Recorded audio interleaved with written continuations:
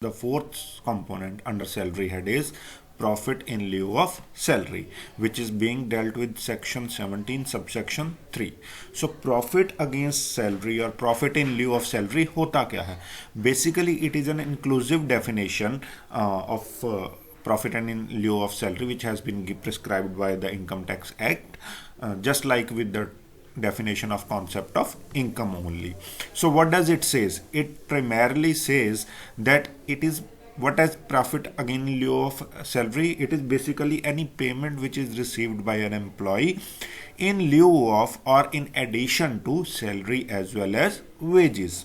So what type of these payments shall be? These payments includes any compensation which is being paid on termination of an employment or modification of terms of employment. So अगर कोई compensation मिलता है जब employment आपकी ख़त्म कर दी जाए या ख़त्म हो जाए या टर्म्स ऑफ जो एम्प्लॉयमेंट है वो मॉडिफाई हो जाएं, चेंज की जाएं, तो वो कोई अगर कंपनसेशन मिलता है तो वो क्या कहलाएगा? Profit in lieu of salary. और क्या चीज़ इसमें आ सकती है? इसमें आएगी any payment which is received by an employee out of provident fund or any other fund to the extent it is taxable. So जितना अमाउंट जो अगर प्रोविडेंट फंड में से कोई पेमेंट मिल रही है एम्प्लॉय को या सिमिलर टाइप ऑफ कोई और फंड है, सुपर एन्युएशन फंड हो गया, सो किसी भी तरह का कोई कंट्रीब्यूशन फंड है या कंट्रीब्यूटरी फंड है और या कोई भी फंड है जिससे उसको पेमेंट मिल रही है, सो उसका जो अमाउंट है, जो टैक्सेबल पार्ट होगा, जो एग्जम्प्ट होगा वो तो माफ़ी हो जाएगा, बट जो उसका टैक्सेबल पार्ट होगा तो वो भी किसके अंदर आएगा? वो कहलाएगा profit in lieu of salary. Then इसमें और क्या चीज़ आ जाएगी? Any amount which is received by any assessee from anyone, from basically from some employer, from any person before joining a job or after leaving a job. That is any amount which is due or received before of joining of a job or after termination or leaving the job. Then also it includes payment which is being made to an employee under Keyman insurance policy, which is being taken in the name of the employee for the benefit of employee specifically or the employer. Then any other type of sum which is being received by the employee from an employer that shall qualify or that shall form part of a profit in lieu of salary. So basically अगर हम बात करें तो following types of receipts हैं, ये otherwise जो है profit in lieu of salary में फॉल नहीं करेंगी. जितना अमाउंट इनका एग्जम्प्ट है उतना ये profit in lieu of salary में नहीं आएगा. हाँ, उससे अलावा उससे एक्स्ट्रा जो अमाउंट होगा, जितना इनका एग्जम्प्ट है वो तो माफ़ है, उससे ओवर एंड अबव अगर कोई अमाउंट होगा इन सारी चीज़ों में जो जो हम पॉइंट्स की बात करने वाले हैं, तो वो सारे का सारा profit in lieu of salary में माना जाएगा. वो कौन कौन सी चीज़ें हैं? सबसे पहला death come retirement gratuity. So basically it is gratuity. Gratuity section 10 जो है वो है एग्जम्प्ट इनकम से डील करता है. सो इन जो ग्रेचुटी सेक्शन 10 सब सेक्शन 10 के अंदर आती है, सो अदरवाइज उतना अमाउंट एग्जम्प्ट है, अदरवाइज जो ग्रेचुटी है that will be following under the part of profit in lieu of salary. So gratuity otherwise is basically a part of profit in lieu of salary. However, under section 10 subsection 10, gratuity received whether at the time of retirement or when the person resigns, that is fully exempted in case of government employees. For other categories of employees, as we will be talking in the coming slides. Then second point, कौन सी receipt है जिसको profit in lieu of salary में consider किया जाएगा after the exempt amount is waived off? So वो है pension, commuted value of pension. So section 10 subsection 10A बात करता है कि अगर कोई भी अमाउंट रिसीव किया जाए गवर्नमेंट एम्प्लॉय द्वारा, तो उस केस में उसको जो पेंशन है उसकी कम्यूटेशन होती है, वो सारी की सारी जो है वो एग्जम्प्ट है. बट दूसरे एम्प्लॉयज़ के केस में हम पैरामीटर्स करेंगे कि कौन सी जो दो कंडीशंस हैं उनमें से देखना है कैसे पेंशन की कम्यूटेड वैल्यू जो है वो निकालनी है, और वही एग्जम्प्ट होगी और बाकी का बारी सारा पार्ट टैक्सेबल माना जाएगा. Then retrenchment compensation which is received by a workman. So under section 10B subsection 10B, it is subject to for to the amount that is mention under this section that is exempt, और उसके अलावा अगर कुछ है extra है तो वो taxable होगा under profit in lieu of salaries. So जो ये सेक्शन हम मेंशन कर रहे हैं, सेक्शन 10 सबसेक्शन 10, 10A 10B, ये सारे डिफाइन करेंगे, बताएंगे हमें कि वहां पर जो ये पार्ट्स हम जिस पॉइंट्स की डिस्कशन कर रहे हैं कि वहां पर वो एग्जम्प्ट हैं, इनके अंदर ये चीजें एग्जम्प्ट हैं। हाँ, इसके अलावा कोई चीज आ जाए या इन एग्जम्प्ट की जो लिमिट है उनके अलावा कोई चीज आ जाए, या इनसे एग्जम्प्ट अमाउंट से ज्यादा कोई वैल्यू आ जाए, अगर कोई फिक्स लिमिट है उस सेक्शन में, तो वो पार्ट माना जाएगा profit in lieu of salary का। देन कोई स्टैच्यूटरी प्रोविडेंट फंड में से पेमेंट करी गई है, that is exempted under section 10 subsection 11। कोई रिकॉग्नाइज प्रोविडेंट फंड थे सेक्शन 10 सबसेक्शन 12 के अंदर एग्जम्प्ट है, पेमेंट की गई हो, और any other payment from any superannuation fund और so on under section 10 subsection 13। So section 10 basically हमें बताता है कि कौन कौन सी चीजें हैं जो एग्जम्प्ट हैं, जिनको हमने profit in lieu of salary में नहीं कंसीडर करना। वो कौन सी चीजें हैं? वो ये सारी चीजें हैं। हालांकि इनका कुछ डायमेंशंस हैं जो कि profit in lieu of salary में आएंगी, जो कि अभी हम आगे वाले सेशन में डिस्कशन करेंगे। So to sum it up, profit in lieu of salary क्या होगा? Any amount which is due और रिसीव्ड वेदर इन लमसम और otherwise instalments by an employ from any person before joining the job और after cessation, that is termination of his employment with that person. So अगर कोई भी amount लिया जा रहा है लमसम या इन parts before joining of employment or after termination of employment from that person, that qualifies to be profit in lieu of salary. ठीक है जी। So this is about profit in lieu of salary. So इसके अंदर अब हम सबसे पहला point करते हैं ग्रेच्युटी का। ठीक है, अभी हमने बात करी सेक्शन 10 सबसेक्शन 10 जो है ग्रेच्युटी के बारे में बात करता है, और वो क्या कहता है कि gratuity whether it is gratuity which is received by the employee himself, gratuity वो खुद ले रहा है अपनी रिटायरमेंट के टाइम पे, या अगर उस एम्प्लॉय की मृत्यु हो जाती है जॉब में तो उसके बाद उसके लीगल हेयर्स जो उसके वारिस हैं, जो उसके डिपेंडेंट्स हैं, वो उनको ग्रेच्युटी मिलती है। So gratuity could be received either by employ himself और by his legal heirs. So gratuity जो एम्प्लॉय खुद ले रहा है अपनी रिटायरमेंट पे वो टैक्सेबल होगी सैलरी के अंदर, हेड के अंदर। हालांकि जो ग्रेच्युटी उसके फैमिली मेंबर्स को मिल रही है, अगर उसकी डेथ हो जाती है एम्प्लॉय की, सो उस केस में वो सैलरी के हेड में अंदर ग्रेच्युटी इनकम नहीं जाएगी, ग्रेच्युटी का अमाउंट नहीं जाएगा। वो कौन से हेड में जाएगा amount? Income from other sources, because salary तो एम्प्लॉय की है। सो अगर वो खुद ले रहा है रिटायरमेंट पे तो वो सैलरी का पार्ट है, बट अगर उसके फैमिली मेंबर्स को उसकी डेथ के बाद मिल रही है तो वो किस में जाएगा? इनकम फ्रॉम अदर सोर्सेज में। सैलरी के अंदर ग्रेच्युटी का अमाउंट हम नहीं कंसीडर करेंगे। However, in both of these cases, चाहे उसे खुद मिल रही है ग्रेच्युटी रिटायरमेंट पे, चाहे उसकी मृत्यु के बाद उसके वारिसों को या लीगल हेयर्स को मिल रही है, ग्रेच्युटी एग्जम्प्ट है, फुली नहीं, बट लिमिट्स प्रिस्क्राइब्ड की हैं। किस सेक्शन के अंदर?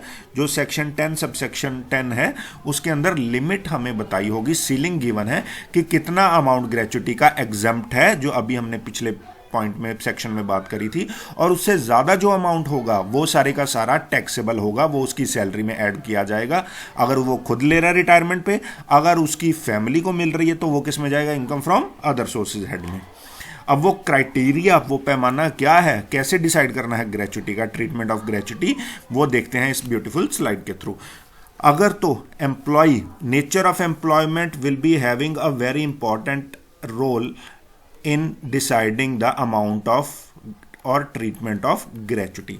सो नेचर ऑफ एम्प्लॉयमेंट क्या है? क्या वो एम्प्लॉय सेंट्रल गवर्नमेंट या स्टेट गवर्नमेंट का एम्प्लॉय है, दैट इज वो गवर्नमेंट एम्प्लॉय है? अगर वो गवर्नमेंट एम्प्लॉय है तो सारे का सारा अमाउंट ही उसका एग्जम्प्ट है, ग्रेच्युटी जितने भी मिले। ठीक है जी। दूसरे जो एम्प्लॉयज गवर्नमेंट एम्प्लॉयज नहीं है, उनके केस में जो प्राइवेट सेक्टर है, जो दूसरा सेगमेंट है, उसके केस में दो केसेस हमारे पास आ जाते हैं। ठीक है, वो एम्प्लॉयज जो पेमेंट ऑफ ग्रेच्युटी एक्ट के अंदर 1972 के अंदर कवर्ड है, और वो एम्प्लॉयज जो नहीं कवर हैं इस एक्ट के अंदर। सो उन दोनों कैटेगरीज के केस में अलग अलग जो कंडीशंस हैं, कंडीशनैलिटीज हैं, वो हैं to examine the amount of exemption exempted amount of gratuity as well as the amount that shall be taxable for gratuity purpose and that shall be taken as a part of profit in lieu of salary. So पहले बात करते हैं जो employees covered हैं under payment of gratuity act. So उनके case में exemption allowed है, but उसके केस में क्या है, तीन चीजें हम कंडीशंस कंसीडर करेंगे और उनमें से जो मिनिमम होगा वो अलाउ अमाउंट जो है वो ग्रेचुटी का वो एग्जम्प्ट होगा. सबसे पहले क्या है, ये 10 लाख नहीं है, ये अब 20 लाख रुपए हो चुका है. So the first condition is ₹20 lakh. ठीक है, 20 लाख रुपीज. ठीक है, या ग्रेचुटी एक्चुअली बीइंग रिसीव्ड या 15 days salary based on last drawn salary by that employee for each completed year of service or part thereof in excess of 6 months. ये सब last part क्या बोलता है कि पहली कंडीशन तो हमें पता लग गया 20 लाख, दूसरी आ गई एक्चुअल अमाउंट ऑफ ग्रेचुटी, तीसरी क्या है कि 15 दिन की एवरेज सैलरी जो कि किस बेसिस पे होगी डिसाइड, वो होगी लास्ट ड्रॉन सैलरी. और वो सिर्फ एक 15 दिन की सैलरी नहीं, 15 दिन की salary based on last drawn salary, जो लास्ट ड्रॉन उसने लास्ट मंथ जो सैलरी ड्रॉ करी है वो सैलरी का 15 दिन की सैलरी जितनी है, और हम कितने सालों के लिए लेंगे उसको मल्टीप्लाई करेंगे for each completed years of service. So अगर उसने 20 साल सर्विस की है तो 20 सालों के कॉन्टेक्स्ट में उसको हम अमाउंट को मल्टीप्लाई करेंगे. और अगर किसी साल उसने, जिस साल वो रिटायर हो रहा है, अगर उस साल वो 6 महीने से ज़्यादा ड्यूरेशन उसने उस साल की निकाल ली है तो उसको भी ऐड करेंगे. अगर 6 महीने से कम टाइम था उस साल रिटायरमेंट में, फॉर एग्जांपल मई में रिटायर हुआ तो वो साल कंसीडर नहीं करेंगे, बट अगर अक्टूबर में रिटायर हुआ, अप्रैल टू सितंबर 6 मंथ्स हो गए तो उस साल को कंसीडर करेंगे. सो इन तीनों कंडीशंस में से जो मिनिमम अमाउंट होगा वो होगा एग्जम्प्ट, वो माफ होगा, और जो बाकी उससे ओवर एंड अबव अमाउंट आएगा वो क्या होगा, वो टैक्सेबल ग्रेचुटी होगी, वो जाएगी profit in lieu of salary के हेड के अंदर, और उसका अमाउंट हम सैलरी की इनकम में ऐड करेंगे एज अ टैक्सेबल ग्रेचुटी. ठीक है जी. अब हम यहां पर सैलरी की बात कर रहे हैं लास्ट पॉइंट में. सो सैलरी का मतलब क्या होगा, सैलरी के लिए ध्यान दो, सैलरी का मतलब है basic salary as well as DA जो डियरनेस अलाउंस है, और जो नंबर ऑफ डेज कैलकुलेट करना है, ठीक है, वो that will be 26 and not 30 और 31 अ मंथ. सो इसमें जब हम मंथ्स कैलकुलेट करने हैं या लास्ट ड्रॉन सैलरी को करना है, जैसे कि अभी हम आगे इलस्ट्रेशन में इसको करेंगे, सो हम जो मंथ है उसको 26 दिन का मंथ प्रिज्यूम करेंगे, नॉट फॉर 30 और 31 डेज. अब जो employees payment of gratuity act के अंदर कवर नहीं है, उनके केस में भी 3 अमाउंट है जो least of them is allowed. पहला 20 लाख रुपए, ठीक है, 20 लाख, देन और एक्चुअल ग्रेचुटी बीइंग रिसीव्ड, और जो तीसरी कंडीशन है, पहली दो कंडीशंस तो दोनों में सेम रहेंगी, तीसरी कंडीशन फर्क आएगा, वहां पर क्या होगा, हाफ मंथ की salary that is 15 days salary only, but based on last 10 months average salary. Last drawn salary नहीं, वहां पर था last drawn salary for each completed year, यहां पर है पिछले 10 महीनों की एवरेज सैलरी का हाफ मंथ सैलरी. ठीक है, जिस मंथ रिटायर हो गया उससे पीछे के 10 महीनों में की एवरेज जो है उसके half month salary, and for each completed year of service only. Salary का मतलब क्या होगा, सैलरी इस केस में जो नहीं कवर होते पेमेंट ऑफ ग्रेचुटी एक्ट के अंदर, उसके लिए सैलरी का मतलब होगा बेसिक सैलरी, डियरनेस अलाउंस, और कोई और कमीशन अगर प्रोवाइड किया जा रहा है as a percentage of turnover. So ये तीनों चीजें हैं जो उसमें आ जाएंगी for the purpose of defining the term salary for third condition hearing. ठीक है, सो ये ओवरऑल फ्रेमवर्क है ग्रेचुटी को कैसे ट्रीट करेंगे गवर्नमेंट एम्प्लॉयज के केस में, उन एम्प्लॉयज के केस में जो पेमेंट ऑफ ग्रेचुटी एक्ट के अंदर कवर है, और वो एम्प्लॉयज जो पेमेंट ऑफ ग्रेचुटी एक्ट के अंदर कवर नहीं होते. ठीक है, सो दूसरा हेड जो है, दूसरा पार्ट जो है profit in lieu of salary का, वो है पेंशन्स. अब पेंशन को कैसे डील कर रहे हैं, पेंशन के लिए सेक्शन है 10 सबसेक्शन 10A. पेंशन होती क्या है, pension is basically a payment which is made by an employer after the retirement और death of the employee as a reward for the due diligent services और past services rendered by that employ. So जो उसने service दी आपकी organisation को, उसको recognise करते हैं as a reward, आप उसको अमाउंट देते हो. ठीक है जी. For instance mister X gets a monthly pension of ₹40,000. Pension जो है वो भी सैलरी ही मानी जाती है, और इसलिए पेंशन जो है सैलरी चैप्टर के अंदर का ही पार्ट है, सैलरी हेड का ही पार्ट माना जाता है।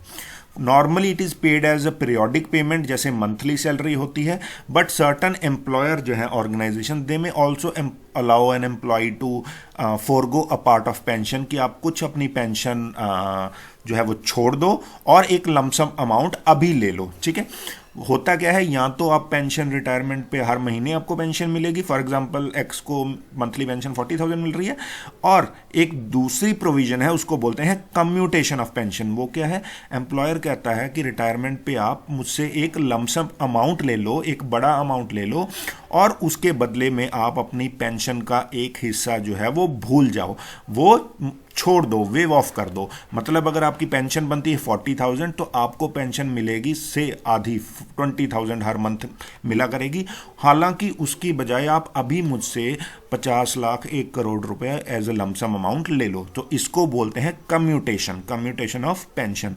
अब ये पेंशन की कम्यूटेशन फुल भी हो सकती है कि वो सारी की सारी पेंशन ही भूल जाए और एक ही लमसम अमाउंट ले ले, या वो पार्शियल भी हो सकती है कि जैसे 50% आप अमाउंट पेंशन लेते रहो और बाकी पेंशन अपनी छोड़ दो और अभी एक लमसम अमाउंट ले लो। ठीक है जी। कम्यूटेड पेंशन जो होती है वो गवर्नमेंट एम्प्लॉयज़ के लिए भी हो सकती है और नॉन गवर्नमेंट एम्प्लॉयज़ दोनों के केस में हो सकती है। ठीक है, ये जो सारे हम पॉइंट्स कर रहे हैं ना, pension, gratuity, retrenchment, leave encashment, यहाँ पर नेचर ऑफ एम्प्लॉयमेंट बहुत इंपॉर्टेंट है कि क्या आपको गवर्नमेंट सर्विस में हो, गवर्नमेंट एम्प्लॉय हो, या आप एक नॉन गवर्नमेंट एम्प्लॉय हो, because this will mark a difference on the treatment of these particular items for computation under income tax act. ठीक है जी। अगर हम बात करें, पेंशन दो तरह की होगी, commuted pension under section 10 subsection 10A exemption है उसकी, और अनकम्यूटेड पेंशन जो अगर आपने कोई लमसम अमाउंट नहीं लिया रिटायरमेंट पे और हर महीने पेंशन लेनी है पूरी की पूरी जितनी आपकी बनती है, तो उस केस में वो सारी की सारी हमेशा टैक्सेबल होगी। आपको कोई उसमें से उसको सैलरी ही माना जाएगा, आपको मिल रही है, उसमें से आपको कुछ भी एग्जम्पशन अलाउड नहीं है। बट अगर आप कुछ उसको छोड़कर पेंशन अमाउंट को एक लमसम अमाउंट ले लेते हो रिटायरमेंट पे, उस केस में उसको बोलते हैं कम्यूटेशन, और वो उसकी कुछ लिमिट्स हैं जितनी वो एग्जम्प्ट है अंडर सेक्शन 10 सबसेक्शन 10A। ठीक है जी। आइए वो बात करते हैं वो कैसे एग्जम्प्ट है और क्या क्राइटेरिया उसका। अगर तो आप गवर्नमेंट एम्प्लॉय हो, ठीक है, उस केस में फुली एग्जम्प्ट है, जितना भी आपको लमसम अमाउंट मिल रहा है रिटायरमेंट पे एज ए कम्यूशन ऑफ पेंशन, आपको सारे का सारा एग्जम्प्ट है। बट अगर आप एक नॉन गवर्नमेंट एम्प्लॉय हो, ठीक है, उस केस में रूल क्या है, उस केस में सबसे पहले दो कंडीशंस हैं जो हमने चेक करनी है। ठीक है, उन दोनों कंडीशंस को ए और बी, इनमें से जो मिनिमम अमाउंट होगा, minimum of either of them, minimum of A और बी, ठीक है, दैट इज एग्जम्प्ट। अब ये ए और बी कहते क्या है? ए कहता है कि if the employee gets the gratuity, ठीक है, अगर वो एम्प्लॉय जो पेंशन कम्यूट करवा रहा है, अगर उसको ग्रेचुटी मिली है, if he gets the gratuity, उसको ग्रेचुटी भी मिली है, उसकी एग्जम्पशन अमाउंट कितनी होगी पेंशन की? 1/3 of the amount of pension which he would have received had he commuted the whole pension, that amount is exempt। मतलब अगर if the employee gets the gratuity, amount कितना exempt है? 1/3 of amount of full value of commuted pension। जो full value है commuted pension की, उसका 1/3 amount जो है वो एग्जम्प्ट माना जाएगा अगर उस एम्प्लॉय को ग्रेचुटी मिली है। ठीक है जी। अगर वो एम्प्लॉय ऐसा है जिसको ग्रेचुटी नहीं मिली, उस केस में क्या हो जाएगा? 1/2 of the amount of pension that he would have received had he commuted the full pension, तो वो होगी उसकी एग्जम्प्टेड अमाउंट। अगर ग्रेचुटी मिल रही है तो 1/3, अगर ग्रेचुटी नहीं मिल रही तो 1/2, दैट इज हाफ पोर्शन जो है वो एग्जम्प्ट कैटेगरी में आ जाएगा कमीशन ऑफ पेंशन में, नॉन गवर्नमेंट एम्प्लॉयज के केस में। गवर्नमेंट एम्प्लॉयज के केस में जितनी भी वो अमाउंट ले रहा है लमसम में, वो सारी की सारी ही फुली एग्जम्प्ट है। और दोनों ही केसेस में अगर वो कम्यूशन नहीं कर रहा, अगर वो सैलरी को अगर वो पेंशन को अनकम्यूटेड ही रख रहा है, अब सिर्फ पूरी की पूरी पेंशन ही लेगा हर महीने, तो दोनों ही केसेस में वो इसकी सैलरी मानी जाएगी और वो सैलरी इनकम के अंदर टैक्सेबल होगी। बट अगर वो कम्यूशन करवा रहा है, लमसम अमाउंट ले रहा है, तो गवर्नमेंट एम्प्लॉय के लिए कंप्लीटली एग्जम्प्ट है जितना भी अमाउंट ले रहा है। नॉन गवर्नमेंट के केस में अगर ग्रेचुटी मिल रही है तो 1/3, अगर ग्रेचुटी नहीं मिल रही तो 1/2। ठीक है जी। तीसरा इंपॉर्टेंट कंपोनेंट है जो profit in lieu of salary के बारे में बात करते हैं, वो है लीव एनकैशमेंट। गवर्नमेंट एम्प्लॉयज़ को क्या होता है, for example over the period of service उनको हर साल छुट्टियां मिलती हैं। ठीक है, हर एम्प्लॉय को मिलती हैं। अगर कोई एम्प्लॉय वो छुट्टियां नहीं लेता, फॉर एग्जांपल 10 साल किसी एम्प्लॉय ने छुट्टियां नहीं ली और हर साल उसको 30 छुट्टियां मिलती थी, सो उसकी कितनी छुट्टियां जो हैं वो हॉलीडेज लमसम अकोमुलेट हो गई, दैट इज़ 300। सो से वो 2 साल और कोई छुट्टियां नहीं लेता, so total holidays that have accumulated to the credit of employees 360 days. So अब अगर वो रिटायर हो रहा है तो उसके पास एक ऑप्शन है, यूजुअली प्रैक्टिकली 300 दिन तक अलाउड होता है कि 300 दिन अगर आपने सर्विस के दौरान छुट्टियां नहीं ली तो उसके इक्विवेलेंट आपको कैश अमाउंट मिल जाएगा। उसको बोलते हैं लीव एनकैशमेंट। अगर आपने लीव्स नहीं ली तो उसके बजाय ले लो कैश, लीव एनकैशमेंट। सो अगर रिटायरमेंट की बात करें तो वो होगी अब under section 10 sub section 10 AA। ठीक है, अगर वो ड्यूरिंग सर्विस की बात करें, ड्यूरिंग सर्विस अगर वो अमाउंट ले रहा है लीव के अगेंस्ट कैश ले रहा है, ठीक है, सो सर्विस में रहते रहते, फिर तो वो सारे का सारा ही टैक्सेबल है। बट अगर वो रिटायरमेंट पे ले रहा है तो हम देखेंगे कि क्या वो गवर्नमेंट एम्प्लॉय है या वो नॉन गवर्नमेंट एम्प्लॉय है। फिर वो रूल आ गया, गवर्नमेंट एम्प्लॉय और नॉन गवर्नमेंट एम्प्लॉय की नेचर ऑफ एम्प्लॉयमेंट मैटर करेगी। अगर तो वो गवर्नमेंट एम्प्लॉय है तो उस केस में सारे का सारा अमाउंट ही एग्जम्प्ट है। ठीक है, गवर्नमेंट और सेमी गवर्नमेंट एम्प्लॉयज़ को कोई पब्लिक सेक्टर अंडरटेकिंग में है, बैंक्स में है, यूनिवर्सिटीज़ में है, कहीं और इंस्टीट्यूट्स में है जो गवर्नमेंट ऑटोनॉमस इंस्टीट्यूट हैं, उनके केस में भी लीव एनकैशमेंट रिटायरमेंट पे सारी की सारी ही एग्जम्प्ट है, वो टैक्सेबल नहीं है। ठीक है, ड्यूरिंग सर्विस टैक्सेबल है, चाहे वो गवर्नमेंट एम्प्लॉय है चाहे वो नॉन गवर्नमेंट एम्प्लॉय है। दूसरे एम्प्लॉयज़ जो नॉन गवर्नमेंट एम्प्लॉयज़ हैं उनके केस में अगर हम बात करें, फिर 3 कंडीशंस हैं और उनमें से तीनों कंडीशंस में से मिनिमम अमाउंट जो है 4 कंडीशंस हैं, उन 4 कंडीशंस में से जो मिनिमम अमाउंट आएगा वो अमाउंट जो है वो एग्जम्प्ट होगा, और अगर उससे ज़्यादा बाकी ओवरऑल अमाउंट मिल रहा है उसको या बन रहा है तो बाकी का सारा पार्ट टैक्सेबल होगा। वो कंडीशंस 4 कंडीशंस कौन सी हैं? सबसे पहली रुपीज़ 3 लाख, अगर ये है नोटिफाइड लिमिट। सो या तो जो उसको अमाउंट मिल रहा है लीव एनकैशमेंट का, या वो 3 लाख है, और leave salary which is actually being received, या वो 3 लाख से कम है actual being received. So least of these 4 conditions. तीसरी कंडीशन क्या है? 10 मंथ की एवरेज सैलरी। ठीक है, और फोर्थ कंडीशन क्या है? Cash equivalent of leave to the credit of employee at the time of retirement. और इस केस में हम मंथ में कितने दिन काउंट करेंगे? 30 डेज। सो कैश इक्विवेलेंट जो लीव उसकी ड्यू थी eight the time of retirement, और अगर एक्सेस है तो वो टैक्सेबल है। सो इन चारों कंडीशन में जो मिनिमम वैल्यू आएगी वो होगी एग्जम्प्ट, वो टैक्सेबल नहीं होगी। और अगर उससे ज़्यादा का अमाउंट है एक्चुअल में बाकी मिल रहा है तो बाकी का अमाउंट हो जाएगा टैक्सेबल। ठीक है, अंडर दिस हेड। सो इसको समझने के लिए एक पहले बेसिक्स इसके ब्रशअप कर सकते हैं। अगर पॉइंट्स टू नोट बात करें, लीव एनकैशमेंट के केस में सैलरी जब टर्म यूज़ करेंगे चारों में कंडीशंस को चेक करने के लिए, सैलरी मतलब basic salary plus dearness allowance if it is enters into pay, if it is part of retirement benefits, plus any commission which is being paid. Then अगर leave encashment की बात करें तो एवरेज सैलरी जो calculate करेंगे, जो month of retirement जिस month को वो रिटायर हो रहा है उसको कंसीडर करेंगे।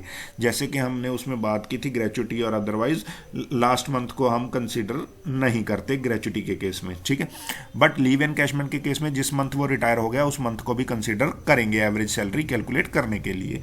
क्यों? क्योंकि एवरेज हम निकाल रहे हैं 10 महीने की। सो जिस मंथ वो रिटायर हो गया उस मंथ को भी इंक्लूड करेंगे 10 महीनों में। ठीक है, ग्रेचुटी के केस में हम ऐसा नहीं करते, उनसे पीछे वाले महीने लेते हैं। एवरेज सैलरी का मतलब क्या होगा?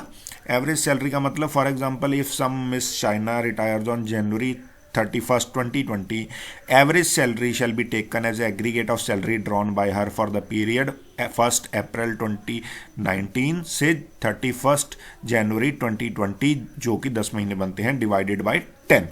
So that will give us the average salary of Miss Shaina in this case as one of the conditions that is being required. ठीक है, 10 महीने की जो एवरेज सैलरी की बात कर रहे हैं. सो 10 महीने डिवाइडेड बाय 10 जो उसकी सैलरी थी उतनी. Then if she retires on 15th January, अब 31 जनवरी की बजाय वो 15 जनवरी को अगर रिटायर हो रही है तो उस केस में भी जो है हम जनवरी का महीना इंक्लूड करेंगे. बट हम क्या करेंगे, हमारे पास जो हम उसको शिफ्ट कर देंगे क्योंकि डेज हमने प्रॉपर मंथ उतने ही लेने हैं. सो हम 1 अप्रैल से स्टार्ट करने के बजाय अप्रैल 16 2019 से स्टार्ट करके 15 जनवरी 2020 तक का पीरियड कंसिडर करेंगे और उसको डिवाइड करेंगे 10 से. ठीक है जी. लीव सैलरी अगर कोई फैमिली मेंबर को मिल रही है, गवर्नमेंट सर्वेंट को जिसकी मृत्यु हो चुकी है, तो उस केस में टैक्सेबल नहीं होती. ठीक है, वो एग्जम्प्ट है.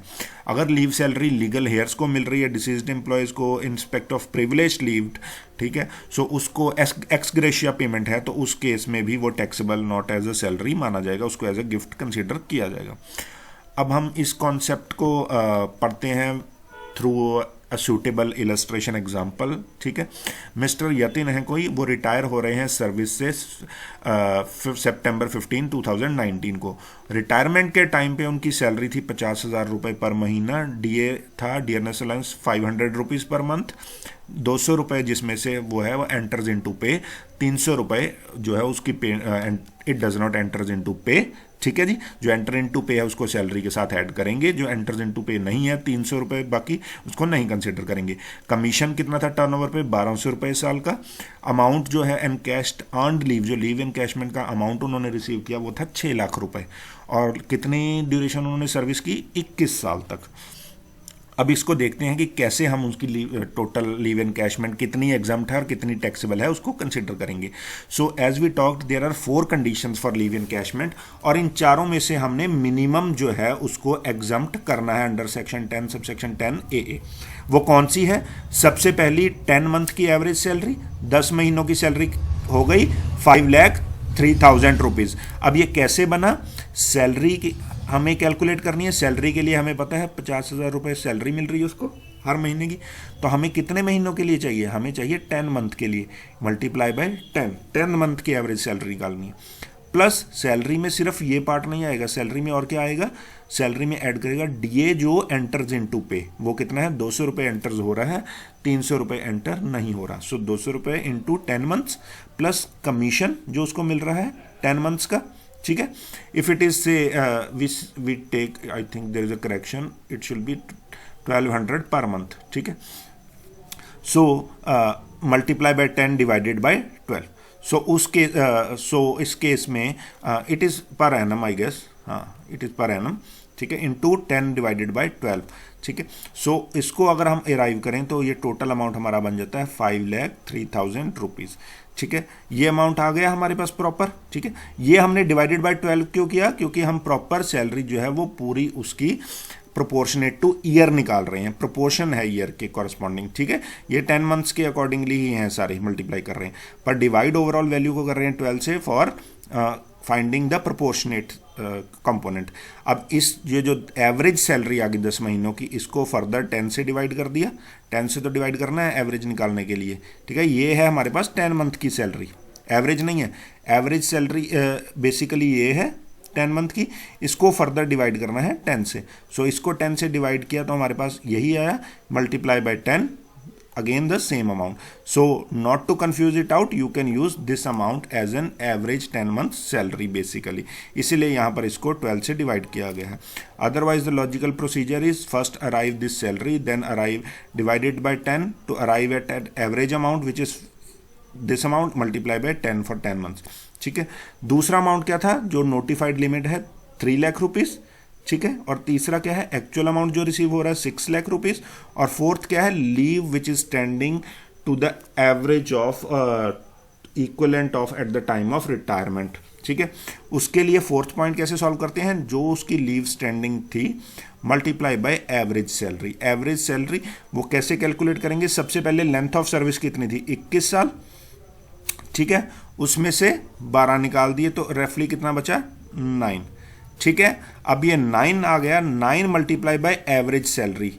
एवरेज सैलरी कितनी निकाली हमने यहाँ पर 50,300 for per month average salary आ गई, ठीक है। 10 महीने की एवरेज सैलरी इतनी है, उसको 10 से डिवाइड कर दिया तो एवरेज सैलरी आ गई। वो एवरेज सैलरी को मल्टीप्लाई किया 9 से तो वो अमाउंट आ गया 4,52,700। सो हम देखेंगे इन सब में से मिनिमम अमाउंट कौन सा है। मिनिमम अमाउंट कौन सा है इन सब में से, that is how much he is actually being receiving. Actually उसको रिसीव कर रहा है 6 लाख रुपीज, ठीक है, minus 4,52,700, the remaining 1,47,300 will be the net amount